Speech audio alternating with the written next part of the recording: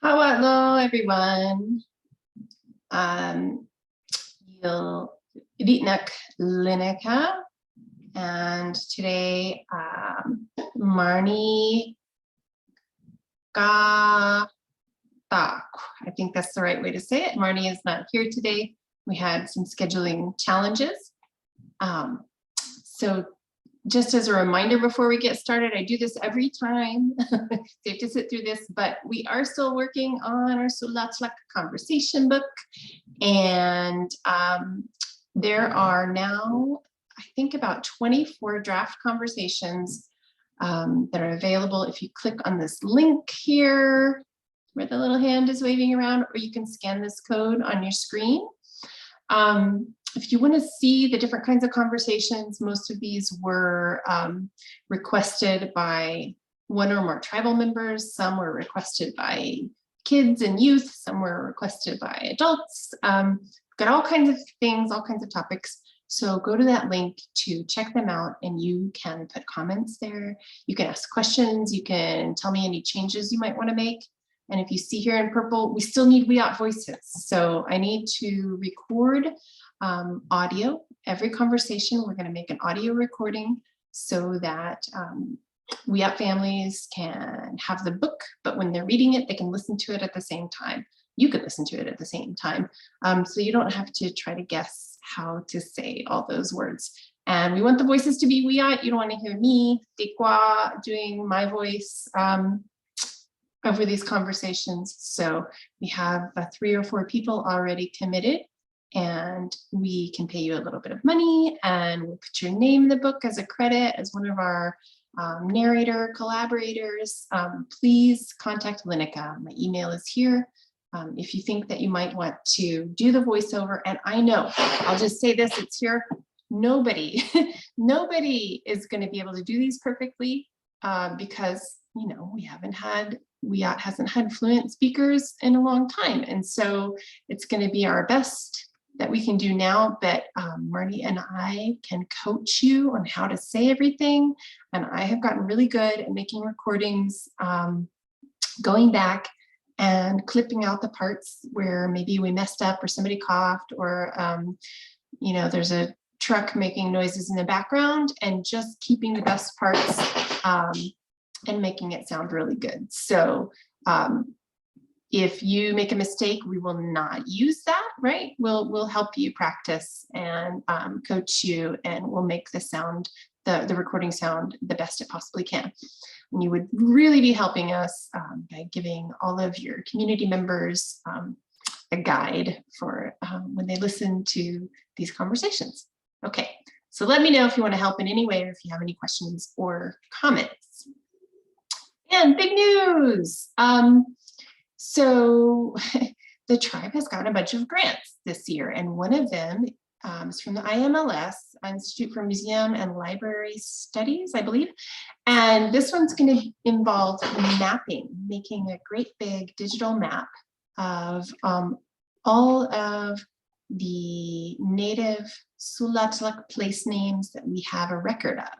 So, you know, there are a handful that Wiyot people, you know, living today remember or learned as children, but there are even more. There are hundreds of names, at least 300 names that we have records of. And Adam Cantor over in Natural Resources and I will be working together to try and figure out exactly where each of these place names refers to, what it means, how to say it, and whatever history and stories we know about them or can find out about them. We'll be putting a project page up to give you more information and give you lots of links and audio and all kinds of things about this project. It'll be coming soon. In the next few weeks, we should have it up. It'll be somewhere on the tribe's website at wiyot.us. I'm not sure if we'll put that under the language pages or under natural resources. Since it's a collaboration, it will probably be in the language area, since this is a grant that I proposed. But Adam will be collaborating with me on it.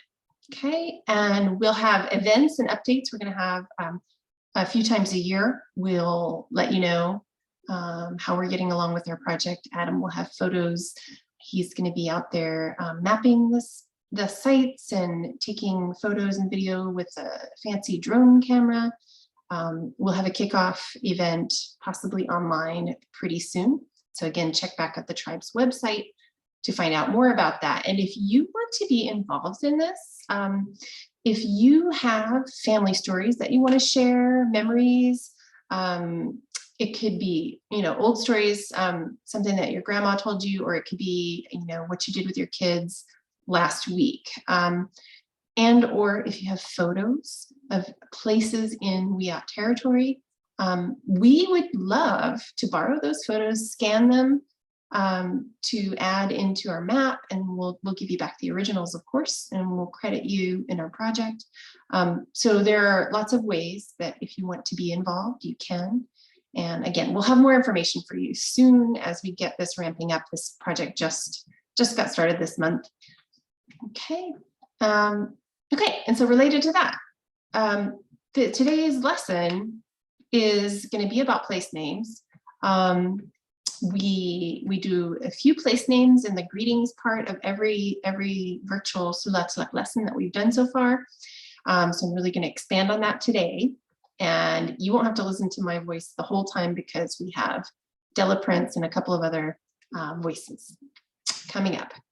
So I said that there are hundreds of place names documented in Soulatluk, and I wanted to show you a few examples of where we're getting all this information. Okay, so some of the records are written, and we find references to native place names in, for example, Amos Riley. We had elder named Amos Riley, gave the name Guditni, a name for Arcata, to the linguist, John Harrington. He was here in 1926 and he came back in 1942, spoke with Amos Riley and some others.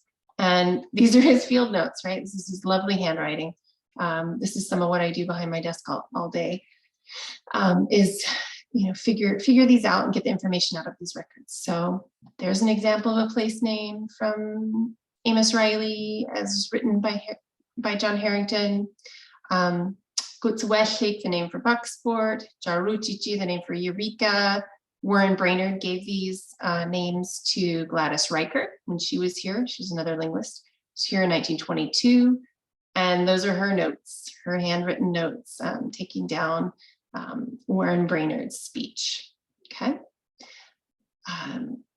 Some of these are published. We've got the names Dulawat for Dulawat Island. We've got Beatmid, the South Spit, and some other place names. We don't know who the speaker was or speakers who talked to Alfred Kroger. He was an anthropologist who was here in 1911. Maybe not the nicest guy, but he did write down some place names, and that's what his book looks like, where he listed these names. Speakers, Wiyot speakers, Tom Brown, Alex Sam, and Dandy Bill gave names like Pletka Samalitim, Little River, Jumi, which is the name of Samoa, and some other names. Told those to Llewellyn Loud, who was a kind of amateur self-taught archaeologist. And he was here about 1915. He published a book in 1918 with all of these place names. And here's what it looks like in his writing. Okay, so these are some of the places that we get information about the native Soulatluk place names. But even better, before I get to that, I just want to say a little bit about different kinds of place names. Some of the names refer to a story, Shatsik, a traditional Wiyot Shatsik or story. For example, this one we always have in our little greetings, one of our greetings lessons, Vatsawit Kdal, and that's a name for Fortuna. It means where the ashes stay. That relates to a story that took place in Fortuna. Rakshirish Halamutlish, it means wolf's home. It's the name of Humboldt Hill, and that comes from a story about wolf. Garush Dashvashali. I'm doing my best here, okay? It's a tongue twister. It means where curlew was blown through the rocks. It's the name, it's called an English Devil's Gate, some big rocks south of Cape Mendocino. And this is again from the story of Curlew when he saved his people from starvation. Okay, but these are real places, but they relate to ancient traditional stories. Some other places describe something about the landscape where they are. Batawat, for example, we'll hear this from native speakers soon. That's the name of the river called Mad River in English, and it means something like land with a spring, where there's a spring. Kutitni means something like over in the woods. It's a name for Arcata or Ferndale. Okay, but it describes where, being over out in the woods or inland. Buturush, Tigarali. Okay, and that means where there are Brodeia bulbs. Adam works a lot with these bulbs, referred to as Indian potatoes by a lot of the elder speakers, and this was a traditional food that was roasted. And it's the name of Lindsay Creek, so it describes where there are Brodeia bulbs. Takachwaya Week, this is outside of Wiyot traditional lands, but it's a name for Trinidad. It means where the land is curved. Takuluwali, it's again outside of Wiyot territory. It's the name of Wichpek. It means rivers meet or where the rivers meet. And Pshetka Samalim, I mentioned that earlier, but it's literally means something like small rocks lying there. It's the name for Little River. So these are all names that describe a place, something about the natural landscape. And then there are some names that that refer to some kind, like either how the place is used or something about the human history there. Some examples: Gutsawashik, and you will hear this spoken by Della Prince soon. You'll hear a better version of that name. It means something like put the boat right in. It's the name of Bucksport, the area now known as Bucksport in South Eureka. Jarujiji, something like where you stop and rest, and that is the name for what we call Eureka today. Davatska wet Louwi, stop and put up a sail, or where you stop and put up a sail. It's a name for Fields Landing. And Juwachgarim means lying with your legs drawn up. And that is a name for Fort Humboldt. So all of these names refer to something about how that place is used, or something that has happened there, or something that people do there. Okay. And then I'll get a little bit nerdy about language for a minute, but not too much. So some of the names have, some interesting linguistic structure in there, some old forms. So Soulatluk, that is a place name up on the Samoa Peninsula towards the north, and it means, it's the possessive form. It means his house. It's got mul, meaning house, etl, meaning his or her. And that's what we call the Malel Dunes area now. That's right around the Soulatluk site.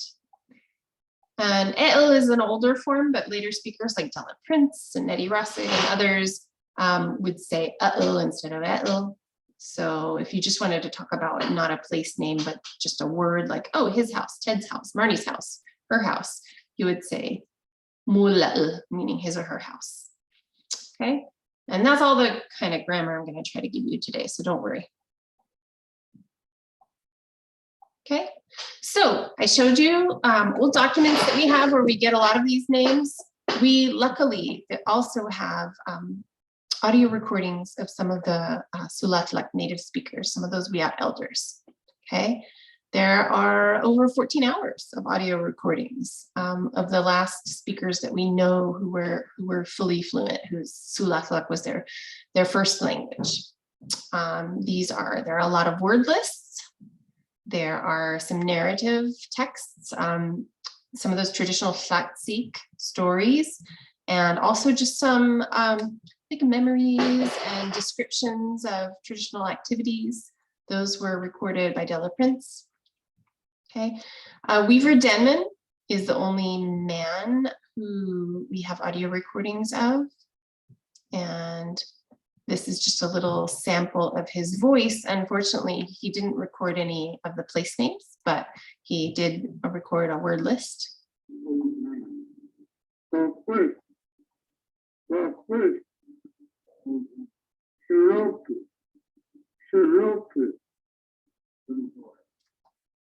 And that's what his voice sounds like. He was giving the words gakwish for old man and shiruki for old woman. There's also a word list from Nettie Rossig. That's a photo of her. And she only gave a couple of place names in her audio recording. This is a little sample of the word list that she recorded.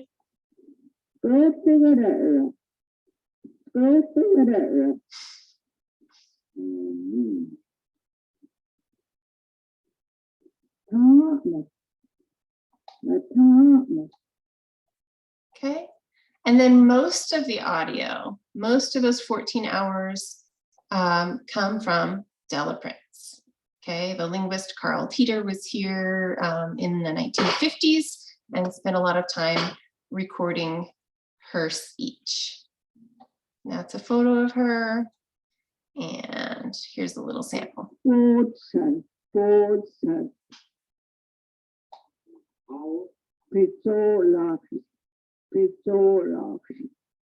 So there you can just hear her giving a couple of words that Carl Teeter asked her to give, but she also did give a bunch of place names that we'll hear. So now before we actually listen to all of these place names, I want to remind you of this little phrase. We always use this word taratalish in the greetings part at the beginning of a lesson. And it's how you say that a person is from somewhere. It literally means something like they go along there, they belong to a place. So I would always say, you know, Yale, Arkansas, taratalish, because that's where I come from. That's where I grew up. So Yale, Arkansas, taratalish would mean I'm from Arkansas, but you can put in the place name of your choice. So as we hear all these place names coming up, you could substitute any of those names and put that in the blank to say where you're from, okay? Whichever one is right for you. And then I believe it was our first lesson that we did, the lesson number 1, we talked about some of the family words. So you could also talk about where some of your family members are from. So, for example, you might say, Yiraka blank taratalish. Yiraka means my mother. So that would be, my mother is from blank, wherever. Might be Kutitni, Arcata, might be Charuchichi, Eureka, etc. You could say Yitash or Yitar blank taratalish. Yitash, sorry, I'm going to try this again. Yitash and yitar are 2 ways of saying my father. You say my father is from blank. You could say Yirakuchk blank taratalish. Okay, that would mean my grandmother is from such and such. Or Yipichuchk blank taratalish. My grandfather is from blank. And if you wanted to use a family, you know, if you wanted to mention a family member that we haven't mentioned here, go back to that first lesson and there is vocabulary for a few more family members, okay? And you could just substitute that in. My so-and-so is from such and such a place, okay? But,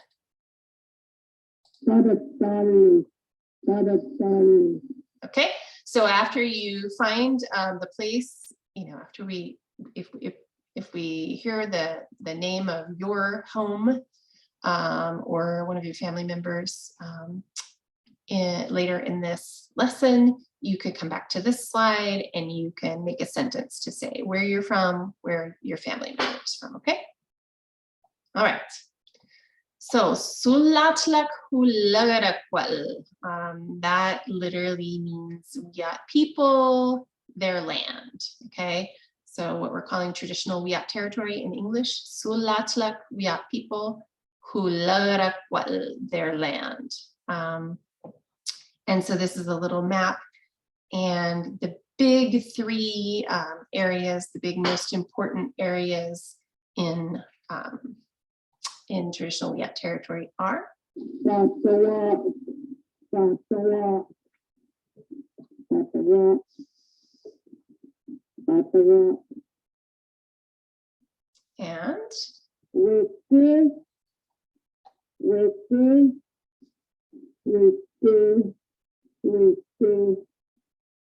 and finally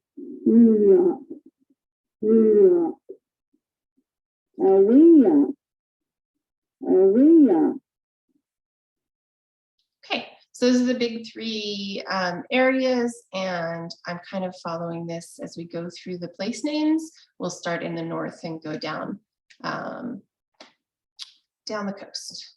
Okay, so up in the north. Okay,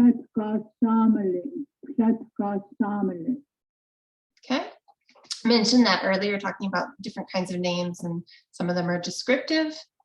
So Della Prince gives us, it's a name for Little River. Bertie James says it's the mouth of Little River. And it means something like small rocks lying.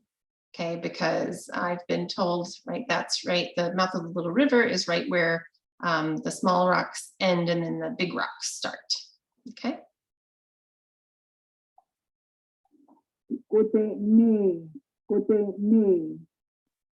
Okay, now for Della Prince, this is the name of Ferndale. But I've got a picture of Arcata back here because Jerry James and Bertie James and Amos Riley all gave Gutitni as the name for Arcata. And we can use it for both. Oh, also Tom Brown, Alex Salmon, Dandy Bill said it's Arcata Prairie.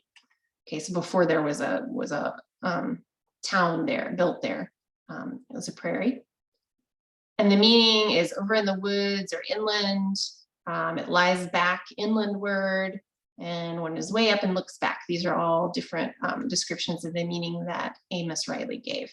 So all of those could describe Ferndale or Arcata. Okay.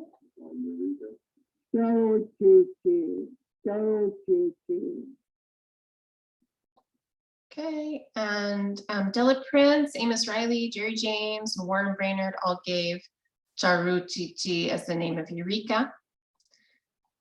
Bertie James said it's specifically the Eureka waterfront, and it's where we landed canoes, we being the Wiyot people. Landed canoes, and it means something like you sit down there and rest, according to Amos Riley. Okay, it makes sense. You're on a canoe voyage across the bay. Jarutichi, Eureka, especially the waterfront, is a good place to land your canoe and sit and rest for a bit.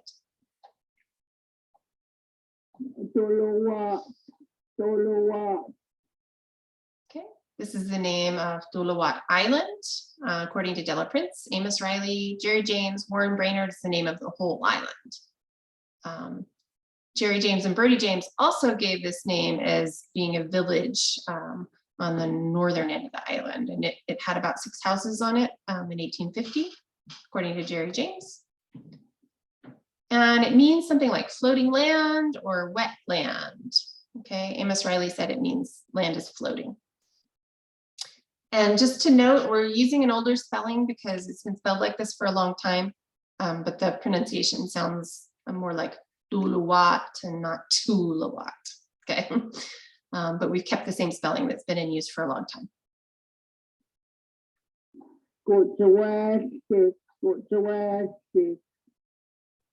Okay.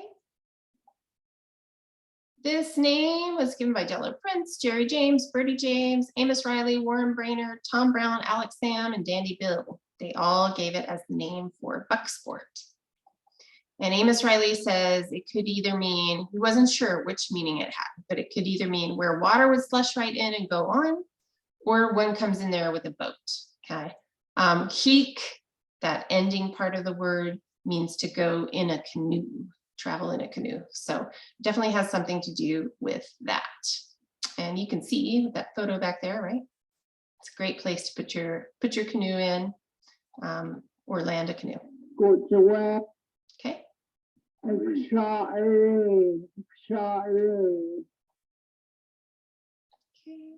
This is the name of a place at the mouth of the Elk River, according to Della Prince, Amos Riley, Bertie James, and Jerry James. Amos Riley said that Kiwilata, who was also called Old Coonskin, that was a nickname he had, but used to live at this spot. And Jerry James said it used to be a large village. Okay. We don't know of any meaning. And the Hikshari Trail down there near Bucksport, the reason that it spelled slightly different is there were various pronunciations of this name, all very, very similar, but just slightly different. So don't let that throw you. It is the same name. Okay. We have two names here for the same place.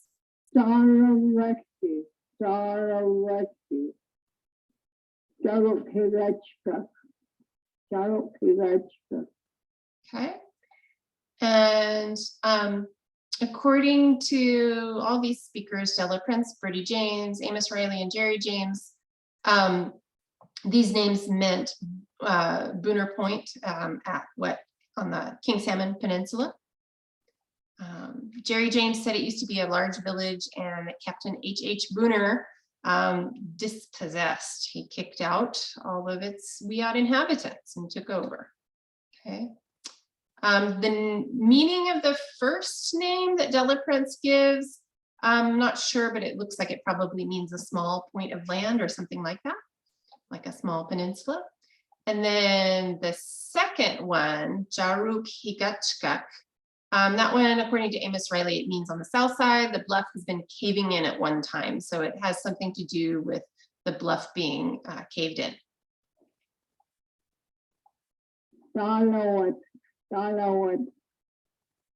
Okay. And this, Della Prince said it's a clam ground where people dig clams in a marshy area near Fields Landing. Okay. Bertie James says it is the name of Fields Landing. And Amos Riley said, no, it's a little way away, a little way south of Fields Landing. They all disagree slightly about exactly where, but it's in the area of Fields Landing. And we're not sure yet what it means. We might figure that out eventually. Okay.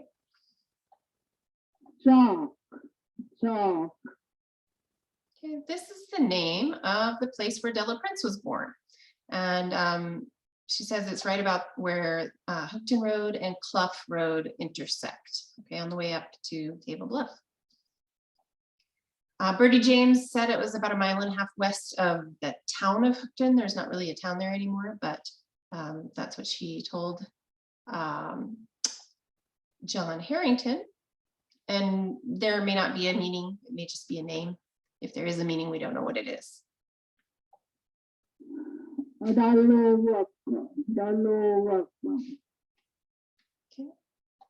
This is a name given by Della Prince for Table Bluff. And she said it means the road goes over the hill. Bertie James gave a little more explanation saying where the trail goes over, climbing Table Bluff Ridge from the low side north over to the low side south. Okay, so it has to do with going over the hill.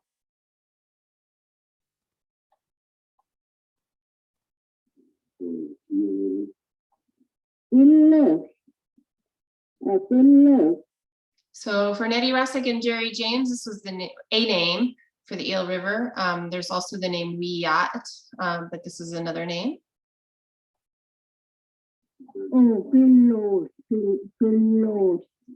For Della Prince, this referred to what's called now the old reservation, the old res. And in another place, she said it was something like Eel River over the hill. Amos Riley says this is a secondary name or a nickname for the Eel River. So Wiyot is the first primary name. And he said that the meaning of Giluch is downslope because you come from Humboldt Bay side up over the crest of Table Bluff and look down.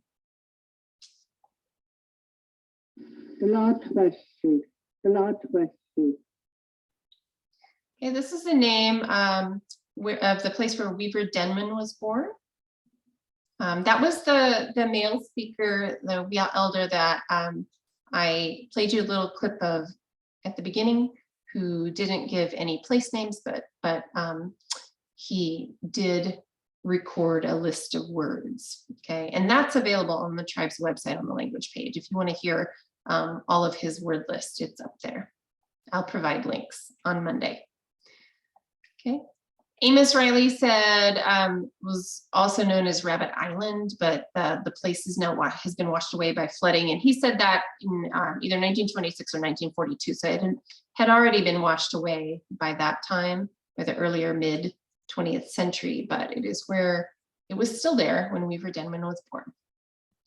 Jerry James described it being on the south side of the Eel River near the Eel River mouth. And Amos Riley said it means a place one goes through with a canoe. Okay, so it's got that chic on it again, which has to do with going along in a canoe, traveling by canoe.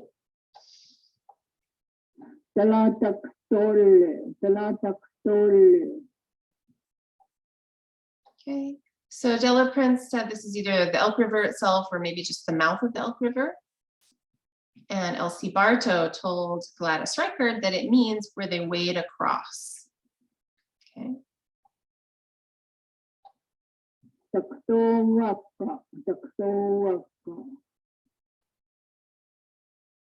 so Della Prince says this is the name for Salmon Creek or Beatrice.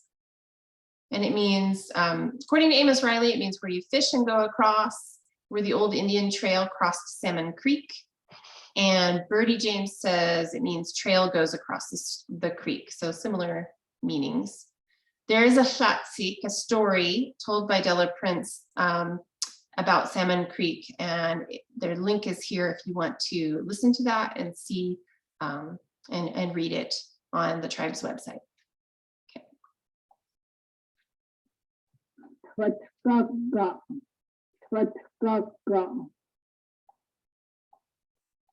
Okay, so Della Prince, Amos Riley, and Birdie James all said that this was a name for a place referred to as Haney's Landing near Table Bluff. Amos Riley said it's the place that we now call the Old Res. Okay, used to be called, I think, something like the Table Bluff Rancheria. And Jerry James described Tfatkaka'o as being between the lighthouse and Indianola on Table Bluff. Not exactly sure what it means, but hopefully we'll figure that out.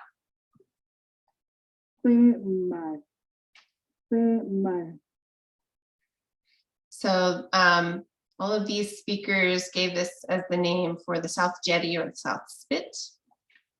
And Elsie Bartow describes it specifically as a place on South Jetty where a girl who made baskets and sang lived. And that's from a story called The Cormorant, told by Jerry James. If this has any meaning, we don't know what the meaning is. It may just be a name.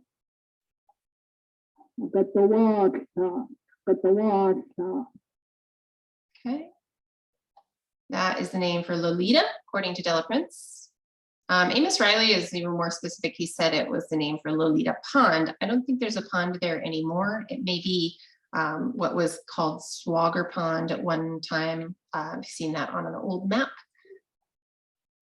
And not sure about the meaning, but it looks a lot like the word that would mean, word or phrase that would mean shove it in with your foot. But I don't know if that's actually the meaning or if this is just a name that happens to look like that.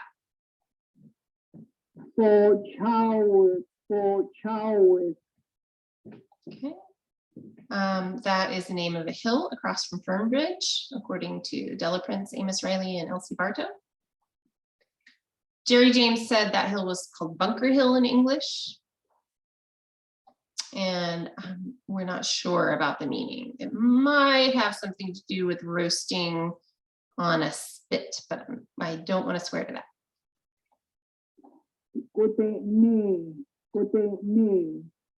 Okay, so second time around for this name because we played it earlier as a name for Arcata, but remember that Della Prince had this as the name for Ferndale, okay, but also used for Arcata by other speakers. Okay, and it means over in the woods or inland.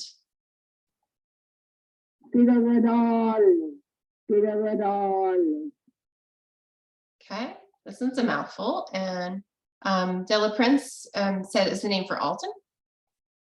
Brady James and Warren Brainerd gave the same name as meaning the Van Dusen River, but it's kind of that Alton is on the Van Dusen River, so it's probably the same thing.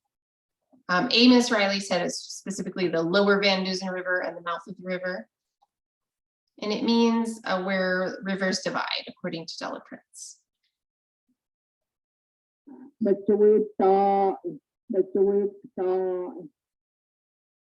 Okay, this is the name for Fortuna. And it, again, I mentioned this earlier, but it means where the ashes stay.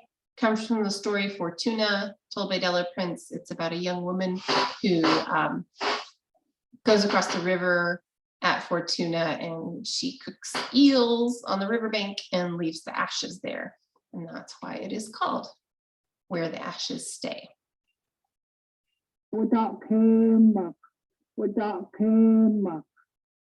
Okay, I put the woo in parentheses because other speakers, this was Della Prince, but other speakers don't say the woo, they just say takimak. Okay, but the same place. Della Prince said this was Wildwood in Rio Del. Amos Riley said it was Little Italy, Eagle Prairie, where the creek hits Eel River, and or Larrabee Creek. At different times he was asked the meaning, and he gave all of these as the meaning is all right around in the same area. And Bertie James described it as being Eagle Prairie, just above Rio Del. Tom Brown, Alex Sam, and Dandy Bill said it was below Scotia. Okay. And it means where the whale is. And again, this is from a story too, where a whale washed up all the way to around Rio Del. Warren Brainerd was describing the place and said that there are rocks in the Eel River there near Scotia. And right, according to that story, those rocks are the whale that washed up there, and it was petrified after the people cut it up. What Georgetown? What Georgetown? Okay. This is the name of Palmer Creek. Bertie James said Farmer Creek, but that was probably just a mispronunciation or a mishearing of Palmer Creek. Amos Riley said it's about 1.5 miles downriver from Fortuna on the bank of the Eel River. And it means where the puppies are, or lots of little puppies there, or the puppy's home, depending on who you ask, but basically the same thing, where the puppies are. And I'm not sure, I don't immediately know of a story that that's related to, but it may be. It may be related to a story, or it may be just a history that somebody had a bunch of puppies there. Not totally sure yet.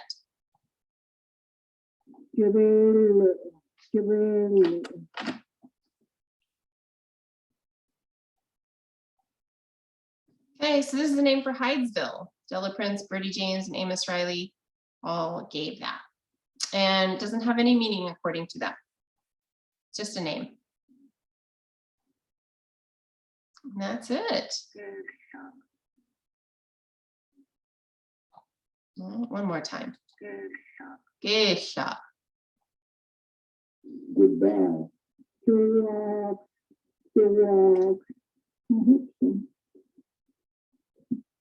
Jawaks. Okay. When I post this on the website on Monday, I will add a lot of materials and links for you. Okay. Oh, Jawaks.